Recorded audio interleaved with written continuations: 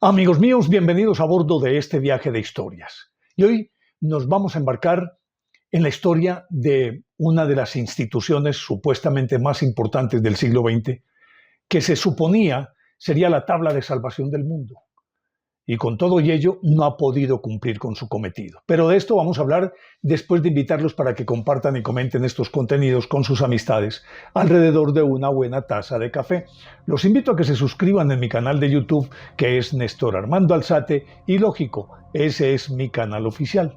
Denle me gusta, activen la campanita para recibir notificaciones.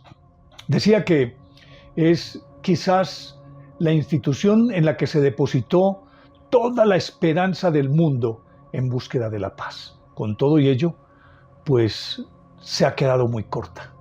Y de hecho, el paso de los años ha ido desvirtuando paulatinamente su objetivo primordial. Estamos hablando de la Organización de las Naciones Unidas. Y quiero contar esta historia porque hay mucho de fondo. En 1918, cuando terminó la Primera Guerra Mundial, dado que la situación necesariamente era demasiado tensa, porque tras una guerra hay vencedores y vencidos. Los vencedores se ufanan de ello, los vencidos van ahí atizando su resentimiento, su resquemor y también sus deseos de vengarse, de retaliación, sobre todo cuando las derrotas son humillantes y los perdedores son sometidos a exigencias demasiado onerosas, como ocurrió con Alemania. Cuando terminó esa guerra, Woodrow Wilson era presidente de Estados Unidos. Y se promovió entonces una reunión con todos los países europeos para tratar de, digámoslo, contener ese resquemor, ese resentimiento que existía y también ese desasosiego posguerra. Y con ello intentar, pues como en un momento dado, prevenir una segunda confrontación. Era básicamente el objetivo primario.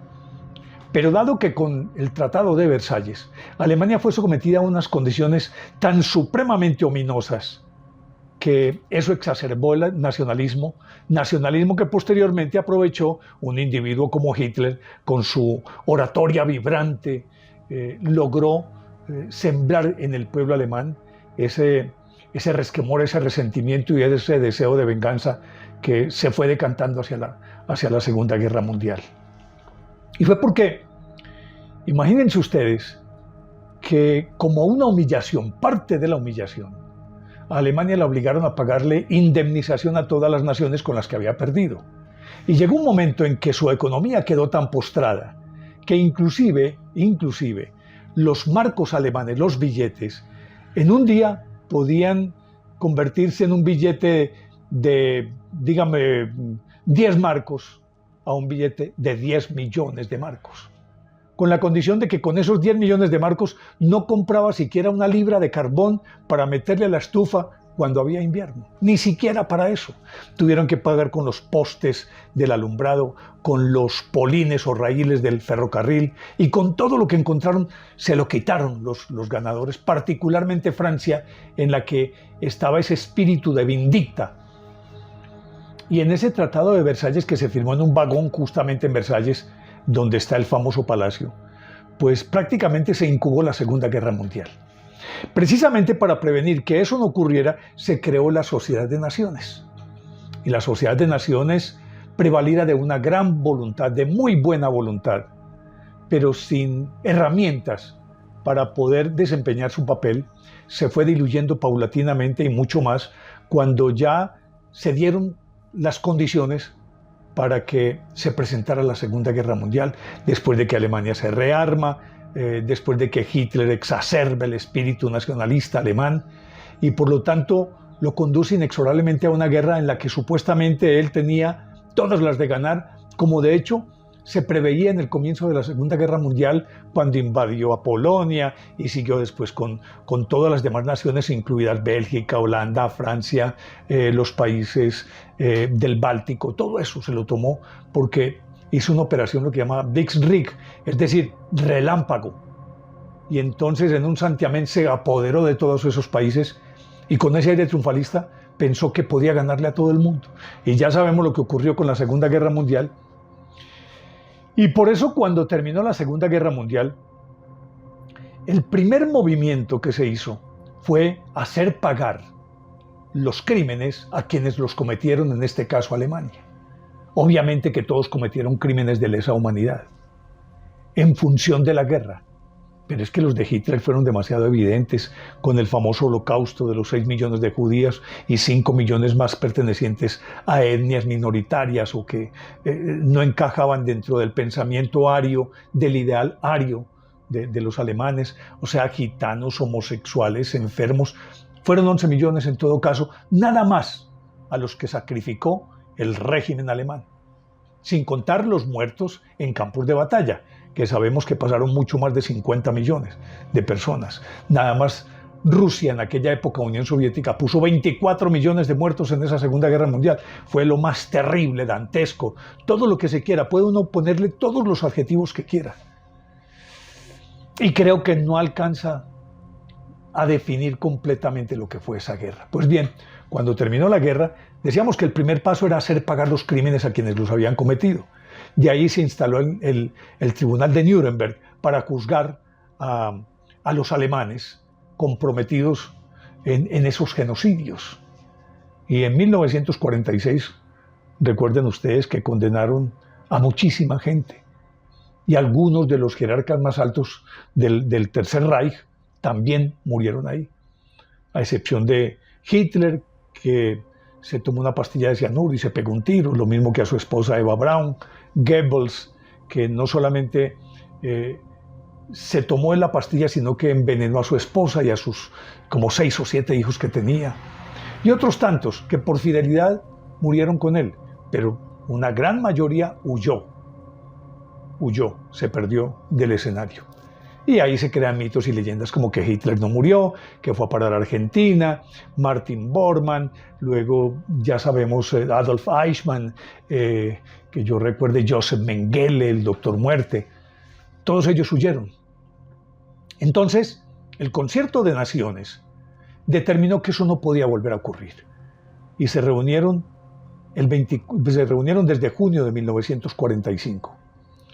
Y el 24 es decir, decidieron crear la Organización de Naciones Unidas, nombre que entre otras cosas había propuesto desde 1942 Franklin Delano Roosevelt, presidente de los Estados Unidos. Pues crearon entonces la Organización de Naciones Unidas en junio. Firmaron el compromiso 51 naciones. Y el 24 de octubre de ese año, de 1945, comenzó a funcionar la Organización de Naciones Unidas. Hasta ahí todo excelente, además porque la intención no solamente era válida, sino necesaria. Era algo que el mundo necesitaba, como para que tuviese de pronto un cierto margen de confianza en las instituciones que pudieran decir, bueno, las naciones cada una actúa de acuerdo como supone que debe defender su soberanía. Pero esa soberanía de esas naciones no significa que tenga que pasar por encima de las soberanías de las demás naciones. Y se creó entonces la Organización de Naciones Unidas. Perfecto. Pero yo creo que empezaron con el pie izquierdo, porque una vez constituida, entonces ya se creó una élite dentro de ese grupo. Eran 51 naciones en ese momento. Y se creó el Consejo de Seguridad de las Naciones Unidas. Pero a él no podían pertenecer sino la élite, 5 miembros. Estados Unidos, Rusia, Inglaterra, Francia y en representación de China, de toda China, Taiwán. Luego a Taiwán la sacaron y le dieron esa representatividad a China continental. Y resulta que entonces esas 5 naciones se erigieron como el sumum, la élite pues de la Organización de Naciones Unidas, por otra razón. Porque cualquier decisión crucial que se tome en función de guerra o de paz, de cualquier cosa que ocurra, si uno de esos 5 miembros no acepta la propuesta de los otros 4, queda vetada esa proposición. Pues ahí empezó a cojear la Organización de Naciones Unidas. Porque como 5, así sean los más ricos del mundo, y los 5 tengan bomba atómica, que en 1945 el único que tenía era Estados Unidos, pero en el 50 ya todos ellos tenían bomba atómica. Inglaterra, Francia, Estados Unidos, China y la Unión Soviética en aquella época. Todos ya tenían bomba atómica. Entonces, como era el club escogido, se hacían pasito. Pero con todo y ello, cualquier cosa que propusieran y uno de los miembros no estaba de acuerdo, chao, hasta ahí llegó esa proposición. Y el resto de los miembros eran invitados o son invitados a ese Consejo de Seguridad, pero en calidad de miembros temporales. E inclusive, como para dorar la píldora, a alguno de ellos le dan la presidencia por un pequeño periodo del Consejo de Seguridad de las Naciones Unidas.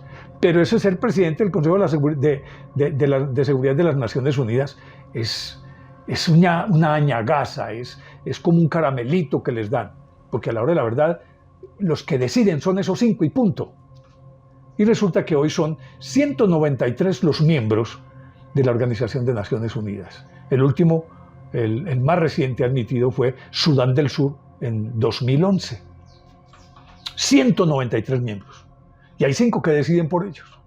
Y con todo y ello, con toda la pompa y el boato y todo lo que se quiera, se reúnen anualmente, hay asamblea general, se conciben y diseñan algunos lineamientos que deben observar todos los miembros de la Organización de Naciones Unidas, que son, como decía, 193 miembros de pleno derecho.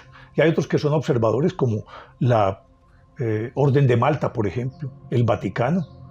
Y creo que Suiza es la única que no pertenece, nunca ha querido pertenecer a la Organización de Naciones Unidas, pero creo que es admitida como observador, lo mismo que el Vaticano, lo mismo que la Orden de Malta, que no es república, que no tiene territorio, que no tiene nada, y sin embargo es considerado un ente jurídico de carácter nacional con revestimiento de Estado, algo que es absolutamente absurdo. Pero bueno, ahí está. Lo cierto es que entonces, con toda la pompa y todo lo que se quiera, se reúnen anualmente, los presidentes son invitados para que pronuncien sus discursos por demás 20 julieros, grandilocuentes y todas esas cosas, y se ventilan todos los temas.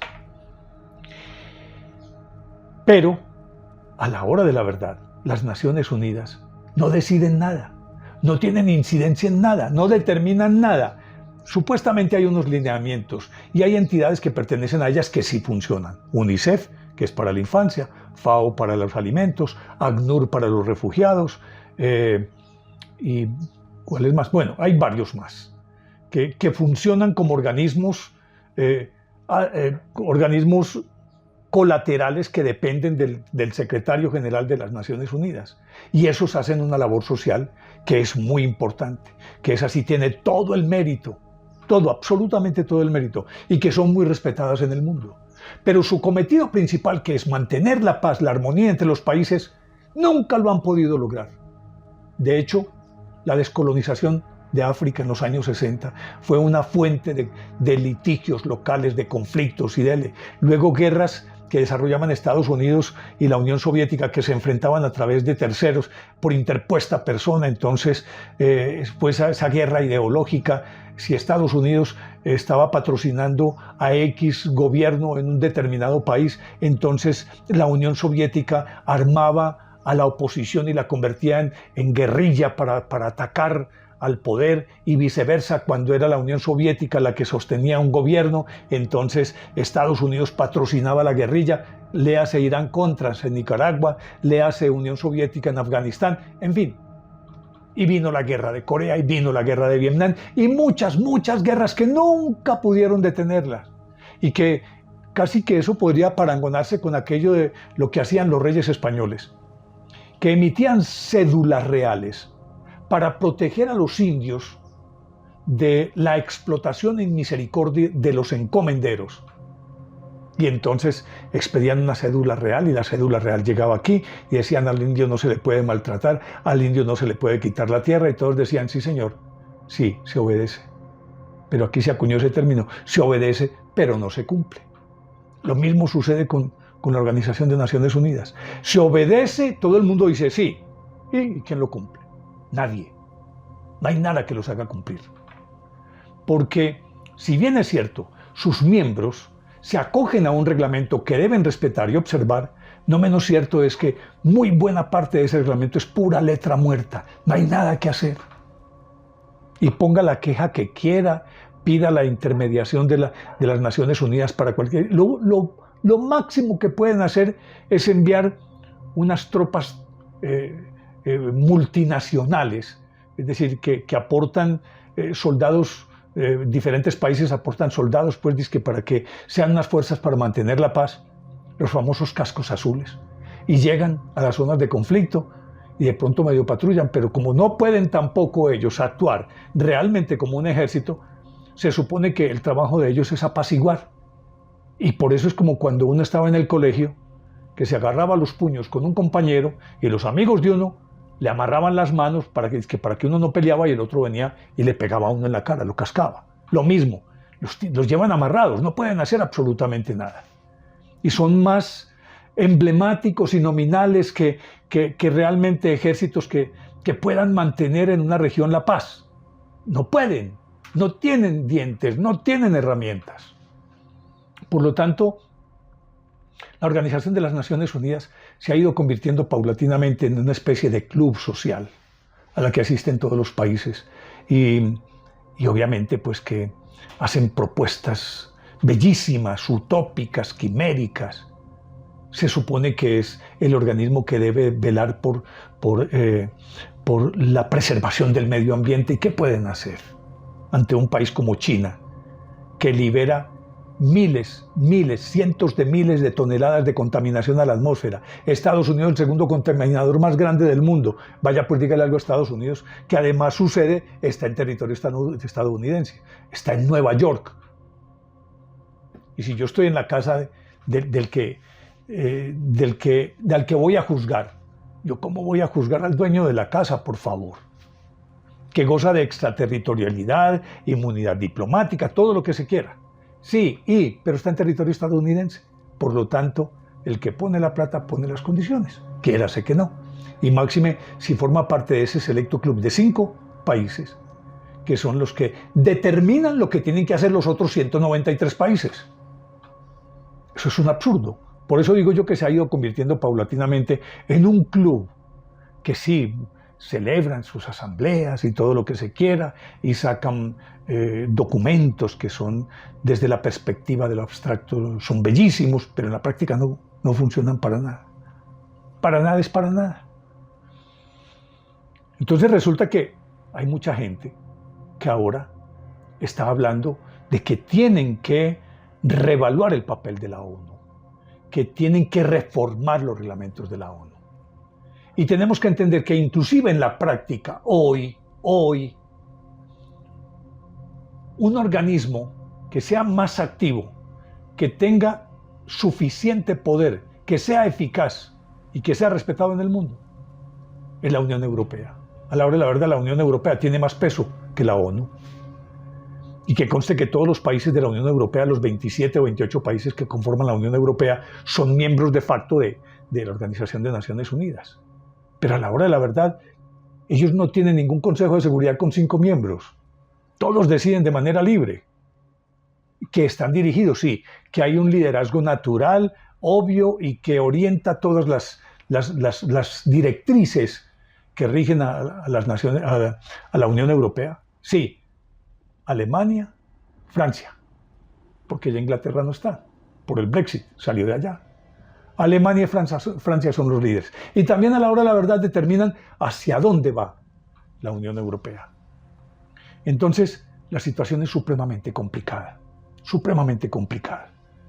Y mucho más que en los últimos tiempos. El mundo ha cambiado tanto porque ese es otro de los factores que ha afectado profundamente el funcionamiento de la Organización de Naciones Unidas.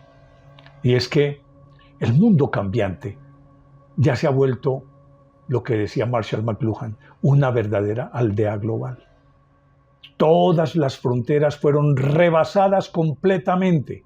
En la Unión Europea, de hecho, no existen fronteras, como lo hemos contado en algún capítulo anterior, cuando hemos dicho que las fronteras quedaron allanadas desde el momento en que todos los nacidos dentro de los países miembros de la Unión Europea son comunitarios, no son ni siquiera europeos, son comunitarios, pueden ir por cualquier parte, trabajar en cualquier parte, tienen los mismos derechos el español que se encuentra, por decir algo, digámoslo, en Alemania, como el alemán que se encuentra en España. Tienen exactamente los mismos derechos. Y ahora con la visa Schengen, pues se puede circular. Uno entra a Europa por cualquier aeropuerto y ya. Usted entra por Madrid y tiene derecho a caminarse toda la Unión Europea sin tener que parar en ninguna aduana ni en ninguna frontera. Es libre. Por lo tanto, desde la perspectiva real, la Unión Europea es mucho más que la ONU. Y decíamos que todas las fronteras quedaron rebasadas. Con los medios de Internet, ya esas fronteras no existen. Y de hecho yo creo que de las grandes confusiones que en este momento hay en el mundo, en las regulaciones de las normas que deberían regir las relaciones entre todas las naciones, es que Internet se virló todo, se saltó absolutamente todo.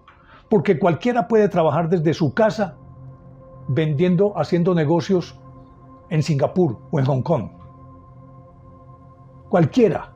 Ya no tiene que pasar por fronteras para hacer negocios. Nada, no tiene que hacer absolutamente nada porque todo eso ya se lo virló, ya se lo voló.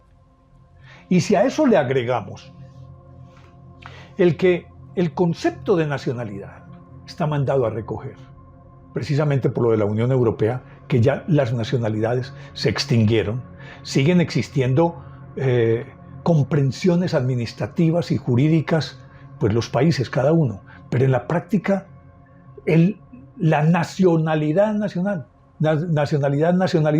no existe, no existe.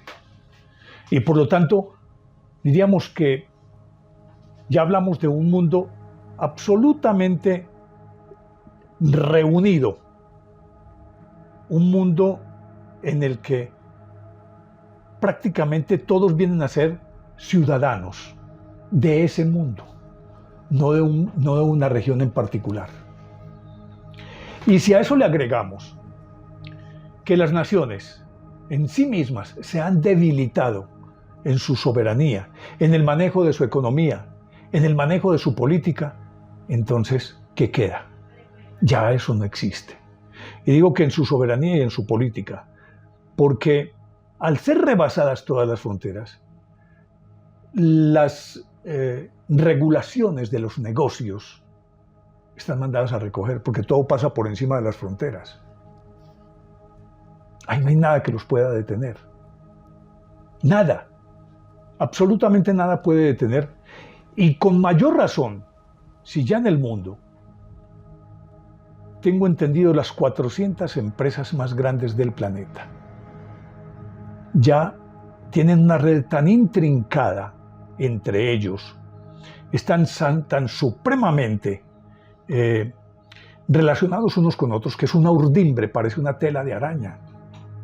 Entonces, antes Estados Unidos invadía un país porque el gobierno de ese país no respetaba los derechos por ejemplo, de la United Fruit en Colombia.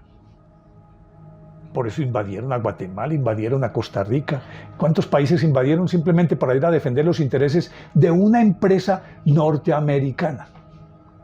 Entonces, cualquier ofensa que se le hiciera a esa empresa o cualquier recorte de sus privilegios, Estados Unidos consideraba eso un delito de honor. Ya no. Y así pues, y así lo mismo Alemania, Inglaterra y todos. Ya no. Porque uno habla de la Ford, pero la Ford es dueña de una muy buena parte de la Toyota en Japón, y Toyota en Japón es dueña de muy buena parte de la Ford, la Mitsubishi, todos. Uno se pregunta, ¿a qué país pertenece, por ejemplo, esta tarjeta de crédito que es Visa? ¿A qué país pertenece? Tiene la sede central en los Estados Unidos. Pero díganme, ¿esa es una empresa estadounidense? No, es una empresa de la que forman parte 21 países. Son 21 organizaciones en 21 países que forman parte de Visa, pero con la condición de que ninguna de esas organizaciones regionales puede tener el 51% de las acciones de esa empresa. Es decir, todos están en igualdad de condiciones. yo tengo tanto, vos tenés lo mismo, vos tenés lo mismo, y así. Busquen todas las empresas que en este momento hay en el mundo, y no hay ninguna que se pueda decir que es de X nacionalidad. No. Por eso ya ni siquiera se habla de multinacionales, sino transnacionales. Y ni siquiera transnacionales, sino supraestados. Porque esos conglomerados económicos manejan todo el dinero y por lo tanto son ellos los que ponen las condiciones en los países en los que tienen factorías o en los que tienen negocios. Son ellos los que ponen las condiciones. Entonces, quieren montar una ensambladora de X marca en un determinado país. Todos los socios que son los mismos de todas esas empresas le dicen a ese gobierno, sí, nosotros le montamos la ensambladora allá, pero usted nos tiene que hacer exención de impuestos. No puede pagar la hora a más de tanto a sus trabajadores. Tiene que hacer reformas laborales, tiene que hacer reformas de tipo social. Porque entonces, ¿dónde están nuestras ganancias? Ah, que nosotros no podemos hacer, entonces no montamos la empresa ya, así de sencillo.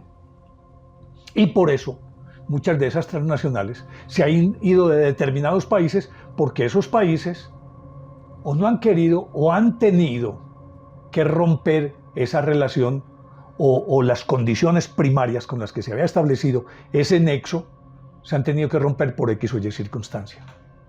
Por lo tanto, sus supraestados ponen las condiciones.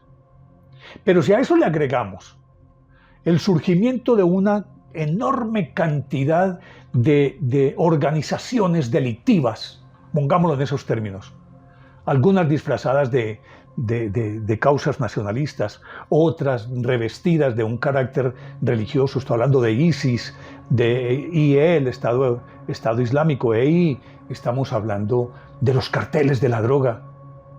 Resulta que cada una de esas organizaciones tiene un peso consistente y una incidencia determinante en la economía mundial.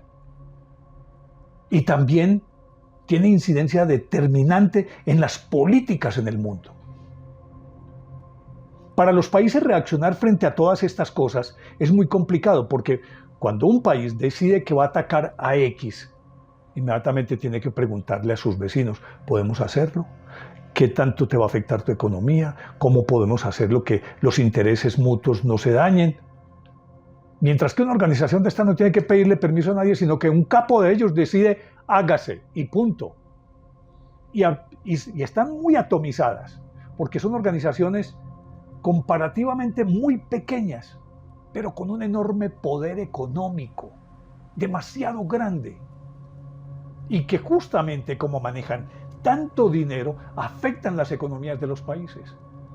Por lo tanto, también tienen incidencia en los destinos del mundo. Y si a eso le agrega la cantidad de ONGs que existen en el mundo, organizaciones no gubernamentales, entonces resulta que ellas también reclaman una porción de ese poder. Y entonces, por eso meten la nariz en todas partes. Y dicen que vienen a hacer un trabajo que es altruista. Pero un trabajo altruista movido por miles de millones de dólares patrocinados, tal vez por inocentes mecenas, que creen que realmente lo que están haciendo es bueno. No estoy metiendo todas las ONG en ese costal. Todas no son malas. Pero hay una buena cantidad que simplemente obedece a unos intereses particulares de un segmento de población o un segmento político o religioso X. Y entonces trabajes en función de eso. Por lo tanto, también incide. Si a eso le suman los hackers que existen en el mundo, miren lo que ha ocurrido en los últimos tiempos con todos estos que han sacado a relucir documentación de Estados Unidos. En fin, resulta que son demasiados actores los que hay en el mundo en este momento, que tienen incidencia directa y determinante en los destinos del planeta. Todos tienen incidencias, porque estos que están atomizados hacen tanto daño y manejan tanto dinero que desestabilizan los países. Y los religiosos, los fundamentalistas, desestabilizan los países. Es decir, aquí ya no estamos hablando de 193 naciones que pertenecen a la ONU y que deberían ser las encargadas de regular las relaciones, de mantener la paz, de emitir políticas que fueran consonantes con todos los deseos altruistas de todas las naciones, para fomentar la hermandad, para fomentar la igualdad, la equidad, a pesar de que su documento más importante sea el más famoso en este momento del planeta, que es la Declaración de los Derechos Humanos de 1948, que también se quedó en letra muerta. Ya no puede hacer nada. Si no lo hacía antes, cuando las naciones-estados eran las que regulaban las relaciones entre ellos, ahora ¿cómo lo van a hacer? Con todo este montón de actores que no tienen representación allá, pero que a la hora de la verdad determinan qué se hace en el mundo. Porque esos supraestados, que son las transnacionales, son las que ponen la plata, son las que fomentan el mercado, son las que fomentan el consumo, son las que mueven el dinero y son las que determinan qué se hace y qué no se hace. Y organizaciones tales como la misma FIFA. La FIFA en la práctica es un estado que tiene también 190, 192 miembros y que no permite que nadie le meta la mano para la organización de los mundiales, y son los que ponen las condiciones y le dicen a cada país qué es lo que tiene que hacer, y no comparten esas ganancias con los países, sino que es una élite que ellos manejan el mundo. Y si un gobierno dice que va a sancionar a un club por una práctica dolosa o por cualquier cosa, ellos dicen, no, es que usted no puede meter la mano ahí, somos nosotros, entonces desafiliamos a su país, entonces lo desafilian, así de sencillo. Entonces los otros se tienen que acachar. Lo que quiero decir con todo esto es que el mundo cambió de tal manera que en este momento las Naciones Unidas están desuetas. Ya es un organismo como lo conocemos y como se creó, anacrónico, porque no puede manejar el mundo, porque ya tiene que contar con todos esos actores.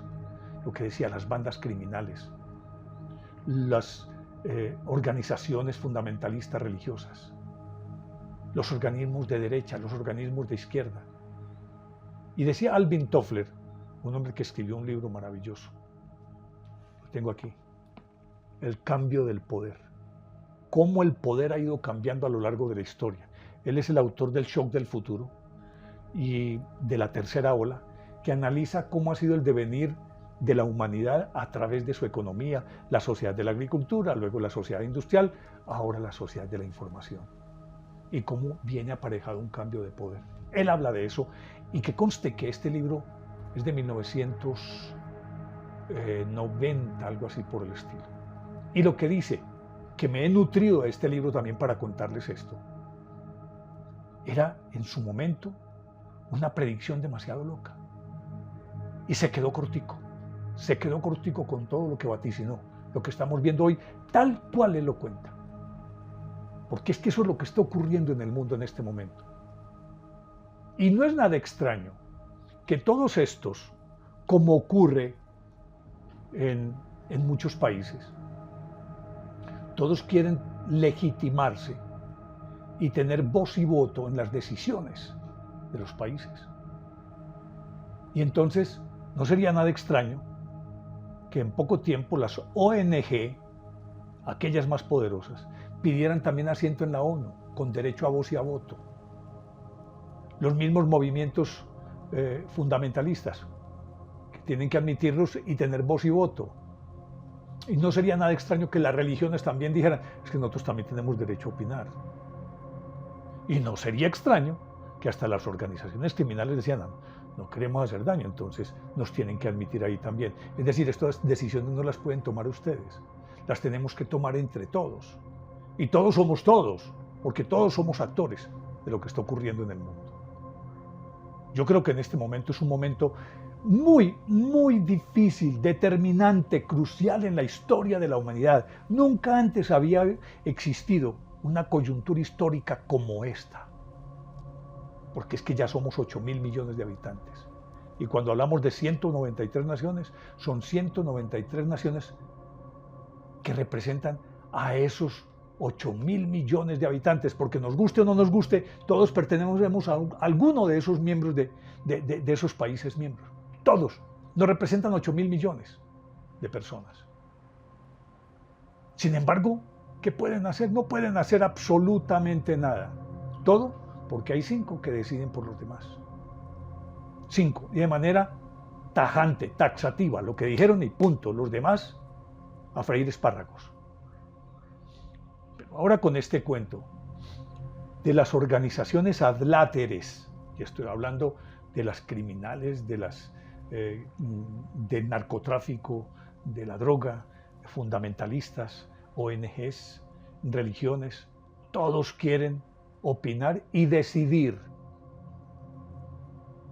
¿Y qué puede hacer la Organización de Naciones Unidas? Celebrar asambleas anuales, que sus comisiones que trabajan en algunos campos, UNICEF, FAO, de los que estábamos hablando ahora, sigan su labor humanitaria, pero políticamente no hay nada que hacer. Absolutamente nada que hacer. Entonces la pregunta que se tiene que plantear es, ¿qué va a ocurrir entonces? ¿Para dónde vamos? Miren lo que está ocurriendo con la guerra entre Rusia y Ucrania. Se ventilan, se hacen, ¿cómo es que llaman ellos? Se proponen documentos, pues, bueno, no recuerdo, se me fue la palabra, al Consejo de Seguridad. Y el Consejo de Seguridad, entonces China, por mandato pues de los 193 vetos, entonces se hace un documento en el que se veta o que se declara a Putin, pues estoy poniendo un ejemplo cualquiera, que se declare a Putin criminal de guerra. Inmediatamente Unión Soviética dice que no, y China lo apoya. Ya son 2 contra 3. Pero con solo uno de ellos, el primer imputado, que sería Rusia, y dice, yo no apruebo eso. Chao. Y con mayor razón si son 2. Entonces, la pregunta aquí es, ¿qué podemos hacer? ¿Para dónde vamos? ¿Qué debería hacer el mundo en una circunstancia como estas? ¿Qué deberían hacer esos 193 países? ¿Qué papel deberían asumir todas esas ONG y todos esos que están mordiendo ese pastel por los laditos? Que empiezan a meterle el diente a ese pastel. Aunque ya se lo metieron y que se han llevado una buena parte de esa torta. ¿Qué hacer con todo eso? ¿Quién puede en este momento, a ver, digámoslo en estos términos, quién puede hacer la diferencia? ¿Quién puede hacer algo para detener este orden de cosas? Nadie. Estamos en la guerra. Ya va para 18 meses la guerra entre Rusia y Ucrania. ¿Qué se ha podido hacer? Y han metido todas las proposiciones habidas y por haber en el Consejo de Seguridad de las Naciones Unidas, que podría ser, que tendría que ser el ente que detendría todo eso que está ocurriendo. Y no hacen nada, pues porque están China y Rusia, que son aliados. Y por el otro lado, Inglaterra, Francia y Estados Unidos son aliados. Y cada quien defiende sus puntos de vista. Y entonces, sigue en un punto muerto. En un punto muerto y no hay nada que hacer. Y puede ser una moción aprobada por el Pleno de la Asamblea de las Naciones Unidas. Y para los involucrados en el conflicto, eso les resbala, no pasa nada. Entonces uno dice, ¿qué podemos hacer? Yo quería contarles esto porque es algo que todos los días me da vueltas en la cabeza y no encuentro una salida, no veo por dónde. A ver si ustedes me ayudan, hombre. ¿Qué piensan ustedes que podríamos hacer o qué tendríamos que hacer? Y recuerden, son demasiados los protagonistas. Porque esos supraestados también podrían decir, esa urdimbre de empresas que manejan la economía en el mundo y que son socias entre sí y que se mueven sinuosamente de un lado a otro con sus intereses, también reclamarían asiento en las Naciones Unidas. Tendrían todo el derecho, si ponen la plata también tienen derecho. Entonces, observen ustedes cómo es de complicado esto. ¿Quién le podría poner el cascabel al gato? Ahí les dejo eso. Y no sé si les parezca lógica o ilógica esta historia. Lo cierto es que espero sus comentarios. No sé. Díganme qué piensan de todo esto. Y terminamos aquí. Los espero en el próximo viaje de historias que con seguridad va a ser fascinante. Por ahora, muchísimas gracias y chao.